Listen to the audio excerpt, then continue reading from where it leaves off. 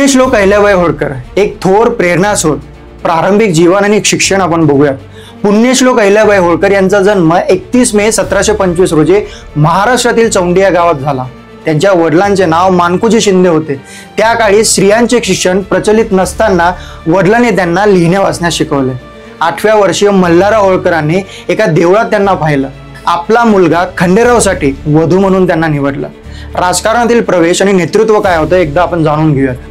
खंडेराव होळकर त्यांच्या मृत्यूनंतर अहिल्याबाईंनी सती जाण्याचा निर्णय घेतला, पण सासरे मल्हाररावांनी त्यांना थांबवलं। मल्हाररावांच्या निधनानंतर त्यांनी माळवा या प्रांताच्या कारभाराची जबाबदारी स्वीकारली। त्या केवळ प्रशासकच नव्हे तर लढवय्या सेनापती देखील होत्या।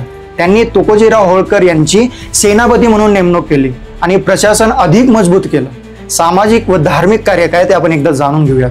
अहिल्याबाई होळकरांनी संपूर्ण भारतभर मंदिरे, घाट, धर्मशाळा, अन्नछत्रांची निर्मिती वेगवेगळ्या पद्धतीने केली।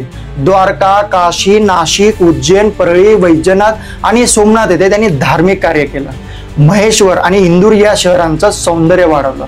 त्यांनी महिलांना सैन्यातही स्थान दिलं, ज्यामुळे त्या स्त्री समानतेचं प्रतीक ठरल्यात। समाज कल्याण आणि कृषी धोरण काय होते आपण एकदा बघूयात।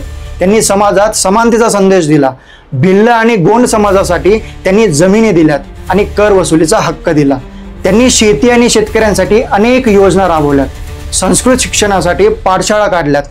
त्यांच्या कार्यामुळे त्यांना संत समजलं जात होतं। शेवटचा काळ आणि स्मृती काय आहेत ते एकदा बघूयात। त्यांच्या आयुष्यात अनेक वैयक्तिक दुःख होती। नातू, जावई आणि मुलगी लवकरच मृत्युमुखी पडले, तरी त्यांनी धीर न सोडता जनतेसाठी काम सुरू ठेवले। अखेर 13 ऑगस्ट 1795 रोजी त्यांनी शांततेत मृत्यू स्वीकारला। उपसंहार अहिल्याबाई होळकर यांचं जीवन म्हणजे त्याग, सेवा आणि न्यायाचं मृत स्वरूप होतं। इतिहासात त्यांचे कार्य अजरामर राहील। त्यांनी निर्माण केलेल्या सामाजिक, धार्मिक आणि आर्थिक मूल्यांचा ठसा आजही भारतात दिसून येतोय। अहिल्याबाई होळकर धर्म आणि न्यायाच्या मार्गावर चालल्यात, सेवेचा दिवा लावला। अहिल्याबाई होळकर यांनी प्रत्येकाच्या हृदयात स्थान मिळवलं। त्या स्त्री शक्तीच्या उदाहरण बनल्यात। त्यांनी असा मार्ग बनवला जिथे संघर्ष होता। इतिहासाच्या पानांवर कोरलेले अहिल्याबाईंच्या शौर्याची गाथा शतकानुशतके सांगितली जात आहे। आम्ही शतश नमन करतो त्या महान राजमाता अहिल्याबाईंना।